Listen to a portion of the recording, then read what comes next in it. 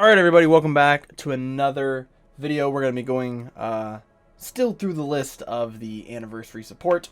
And next on the list is going to be Son Goku Returned from Hell, aka Hellku. This is a very cool deck. I would say might be one of the most unique decks in the game. There are very few decks in the game that have like very bending strategies, right? Super Saiyan God Trunks is one of those, right? Being able to play all these cards from the warp. Fu is another one where you're playing stuff from the Z deck. You have this deck. You have there's a lot. There's a lot of decks at the moment. Honestly, at the moment I can't really think. I'm a little sleep deprived. But there are a decent amount of decks that have these strategies. This is just one that I would include in there. I would probably put it at the top of the list because of the ability to essentially stack your own deck, which is really cool. So you essentially are flipping cards from the top of your deck into the drop area, and then from there you're able to play a lot of these cards, and you do have a way of sort of stacking it prematurely, so you can set up these plays and sequences correctly. So the Awakened side of the leader is a draw 2 and put one card on top of your deck, so you can kind of stack your deck as well. And then your leader becomes a 20k when you attack. Activate main, you get to add the Unison from your deck to your hand. You put a card from your hand at the top of your deck, and then you can negate this skill for the turn. Also, this is a deck that really utilizes the Spirit Boost effect, keyword skill I should say, very effectively. And when you Spirit Boost with this card, you reveal the top card of your deck and place it in the drop area. Right? You do Awaken at 2 when you have a yellow battle card revealed from the top of your deck and placed in the drop area, and played by that card's skill. You are a restand 1, draw 1, and you strike down the life down to 5, which is fantastic because that sets up your defensive stuff for the next turn. So this deck did receive some good support, I would say. We have 2 battle cards. We're going to specifically go over those cards first, which is Super Saiyan 4 Son Goku Dragon Fist Strategy and Trunks Fighting Spirit. Why did I not put them on the top? I don't know. Probably because after I made the deck, I forgot that they were in there. And you can't reorganize cards on DBS Deck Planet, which is a feature that they should add. I should be able to drag this card up here. I wasn't going to remake the entire deck just to put it in order. So we have Trunks Fighting Support first. 15k deflect. You play it for 1 if your leader is a yellow Son Goku GT and you have 2 more energy, and you draw a card and play the card from your hand. Once the card's played, you may place 1 card from your hand on top of your deck. If you do, play 1 Android 18 Defender of Heroes from your hand with a marker on it. You get to play the Unison out from your hand, and then activate main. You reveal up to three cards from the top of your deck and place them in the drop. This card's great. This card allows you to set up a lot of your plays. Especially since the top 3 is an effect that your Unison can do, so you can really set up all of your plays and sort of swarm the board with you can sort of spawn all of these little Saiyan guys, and it's a very powerful skill. Also, the card being able to replace itself, in a sense. You put a card on top of the deck, but that card then can be played off of effects, so it's essentially a hard +1. And then we have Super Saiyan 4 Son Goku Dragon Fist Strategy. It's a 20k dual attack deflect for 1. Once cards reveal from the top of your deck, you may play from the drop and then draw 1. Then auto for 2. You have 4 more energy. You place this card from your hand at the top of your deck. When a Son Goku Return to the Dragon Fist, it's revealed from the top of your deck and placed in your drop area. Play that card from the drop. During that card's first attack during that turn, your opponent can't activate extra card skills in any area. So you get to play out another card for 2 more energy, and this is a dual attack 20k that's going to draw you a card. So the Dragon Fist card, this is sort of the boss monster of this deck. This card actually was very scary for a while until we got token negates, and then it kind of didn't feel as strong. Actually, I think the token negates came out first. Whatever. Where's it at? There it is. Dragon Fist. So we have Return of the Dragon Fist. So this is the boss monster that you can play off of the Dragon Fist. What is this? Dragon Fist Strategy? Yeah, Dragon Fist Strategy. If you don't play it off of that, you can tap 3 also to play it if you use it in play. This card's played, you choose 2 of your opponent's battle cards in rest mode and KO them. This is a 25k deflect double striker. However, Spare Boost 2, card gains dual attack, and then your opponent can't activate skills on battle cards with original energy cost of 7 or less from any area when this card is in battle. So, what this card means is that your opponent, as soon as this card swings, that your opponent can't block, they can't floodgate you with most floodgates, they can't super combo, they can't activate a lot of battle tricks because most of them are going to be 7 or less, unless you're like blue or something. But this card also stops your opponent from activating extra card skills on the first attack. So the idea of this card is that you would play it, and then this kind of be your boss monster that you would win games with. This card has been terribly power crept, but it still is a very good strategy, especially since you can play it for 2 in a sense. So now we'll go over the actual rest of the deck. I wanted to go over sort of the support strategy and how the new cards intertwine with the deck. And then we'll go over the actual deck. We have 3 Android 18 Defender of Heroes. This is your Unison. So this is a +2 Unison, which is why Spirit Boost is so effective in this deck, because you're going to gain markers at a rapid pace unless your opponent, targets this card. Or if you play against a green deck, then this deck's probably going to lose. But +2, you look at the top 3 cards of your deck and you place them in your top of your deck in any order. So this kind of allows you to sequence yourself on what you want to do. The best thing to do is obviously just swing with your leader first. So then you can draw those 2 cards and then put a card back. And then you can +2 and then kind of cycle those 3 cards in whatever order you want. If you really need to draw something, you can +3 and then put the top 2 cards that you want to draw first, and then you have different ways of doing it. But when you Spirit Boost a marker off this card, you get to tap down one of your opponent's battle cards. So that's pretty good. And then -2, you get to draw 3 cards and then put 2 cards on top of your deck. That's also good too. You can kind of brainstorm and just kind of fix your hand a little bit. So that is pretty neat. So we're only running 3 because we have a lot of ways of being able to get the card back. So this card can play from the hand. We can get the card from the deck with this card, and also there is I think it's this guy, Super Saiyan Vegeta fighting back. We have 2 more energy. We can play this card from our hand to draw a card, and then we play 1 card from the hand on top of the deck, and then we get to play the Unison from the drop with dose markers on it. So we can play this card from the hand, we can grab it from the deck, and we also can play it now from the drop. And this guy actually plays it for 1 and gives it 2 markers. So it's actually quite better to play it off of this effect than it is anything else. So being able to put this card into the drop and then using fighting back to then draw a card, put a card on top of your deck so you can actually get your Spirit Boost effect ready, play it out with 2 markers on it, and then use your leader effect to Spirit Boost to then play the card from on top of it. So this deck has a lot of little sequencing things like that. So you can find a lot of little ways to intertwine your milling effects. We have 3 Trip to Hell. So this is kind of the main way you would awaken. And this deck is you would use this for one yellow, draw 2, put 1 card on top of your deck, and then that card would then flip. You would then play that card, thus triggering your leader. Obviously, this is a yellow extra card. Extra cards are good for yellow decks. It allows you to play riposte and other things like that. Then if your leader is a Sun Goku GT, you have 3 more energy. You reveal the top card of your deck, place in the drop. This is the activate main. So this part is free. You don't have to pay energy for this. But the activate main, this activate main cost 1 yellow. So we played 3 because after generally turn 2, you're probably never gonna play this card again. You might play it once, maybe. But now because of the Trunks effect, I don't really need that card anymore. We can draw, put a card on top of our deck. I'm sorry, this card. No, was it this card? Is it this guy? Yeah, this guy. Yeah, so because of this guy, we don't actually need to utilize this card as much. We can use like the other cards in our deck to kind of get our stuff going.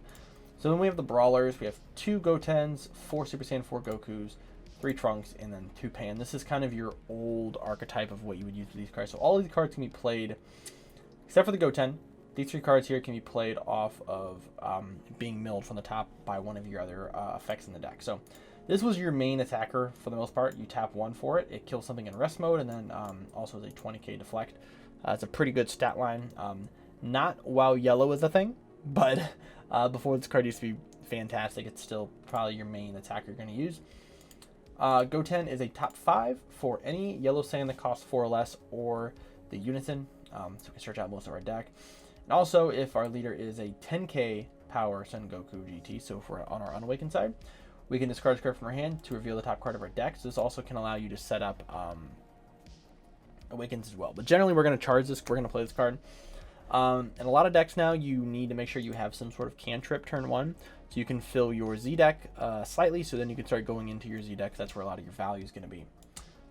3 Trunks. Draws 1, puts 1 on top of the deck, and this card, when it's milled, it gets played for free. And this card can also Spirit Boost to do the same effect as the leader, being able to mill the top card of your deck. We have 2 Pan. Pan is played as a blocker. Then if your opponent has 2 or more energy, you can play from the drop, and then you mainly give your leader a crit for the turn.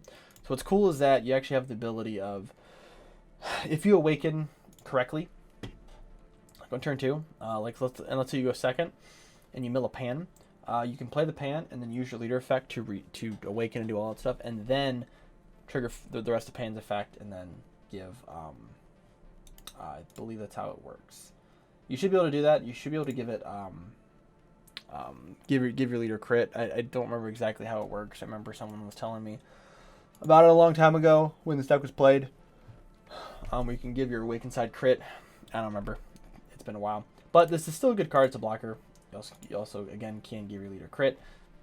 So that is pretty good. 2 Vegeta Prideful Transformation. Since you're playing a Unison, it's a free blocker. There's a lot of stuff that has deflected in this format now. So it's okay. It hits some things. That's why we're only running 2 of it. 2 Self-Restraint Son Goku. This is the other archetype card. You can play it for 1. You draw a card, stack a card, and you tap down one of your opponent's battle cards, and it's a 19k blocker. In this format, you're probably going to use it to attack, so just use it to get something off the board. 4 Riposte. 1 Universe at Stake. Big 30k body that can restand itself and KO stuff and tap down cards, including energy. Very, very good card. You're going to use it in most yellow decks. 2 Vegito. We don't have a Z leader, so part of the effect really isn't useful. However, we can still use it as just a defensive card, which I do find to be pretty valuable for yellow. You're going to run a combination of Riposte and Vegito in almost every yellow deck. 1 Gohan Piccolo. This is the Seeker of Choice. I think you can get by with running things like You Are Number 1. You can probably get by with running Xenocell. That was kind of a big one back in the day when this deck was being played. So you can run kind of a lot of those. Gohan Piccolo felt like the best, but just because like throwing a Gohan Piccolo on the back of a Return of the Dragon Fist just felt really good. And that or like Universe at Stake, it just felt like the right card. It never feels wrong to play Gohan Piccolo. So there's never anything wrong with playing this card. We have 3 Krillin super combos to wrap up the rest of the super combos. 1 Pass, 1 Final Flash, 2 Frieza Army Reinforcements, 2 Sin Cold-Hearted Shadow Dragon. I think this is a very good addition to the deck. Gives the deck some much needed defense. I think most yellow decks will probably run this card in some capacity, but the fact is you can kind of fix your hand to draw this card, as well as like your super combo and stuff like that. It just allows your deck to run a little more tech options because you're going to see a lot of your deck. And then 1 Poutine the Dark Sorcerer. This is a card way back in the day, almost every yellow deck played, including myself and almost every yellow deck that I played. But since we tap a lot of stuff, we can get this card out, and then if they don't have berry removal, this card's going to be able to tap down a lot of stuff. If they have berry removal or they have free plays and stuff like that, this card's not going to be very effective. But it's still a card you can play just to give you a little bit of extra defense. Now, the Z deck, we have 2 of the Super Saiyan 3 Vegetas for berry removal. 1 Goku's Kamehameha. One of the new cards. So I believe how this works is you give all Son Goku cards in your battle area. So if they have Son Goku in the character name, which means it could be Son Goku Superhero, it can be Son Goku GT, it can be Son Goku Xeno, it can be Son Goku Childhood. It can give all those guys 5k, meaning you can give Dragon Fist, you can give Brawler, you can give the 20k Dual Attacker, you can give all those guys 5k. Middle effect is you can pop one of your opponent's skills battle cards. Probably won't happen in a lot of matchups. Then activate battle, remove this card from the game, choose one of your cards with Son Goku in its character name, give it 10k and crit for the battle. You can give Dragon Fist double strike. You can make it a double strike crit. You can give it to Universe at Stake. Another reason why this card's good is because if you utilize it with Universe at Stake, the middle effect, if you have a yellow Z battle card in play it, and then if you have a yellow extra in your battle area, you can draw one. So you can actually use the Goku's Kamehameha to allow this card to draw one, and then when this card swings, you can then pop the field spell to give this card 10k in crit, and then because you want to get rid of that card once you play this card, because you need all of your cards in rest mode in order to switch to active mode. So then once you swing at this guy for 40k crit, or for 45k crit I should say,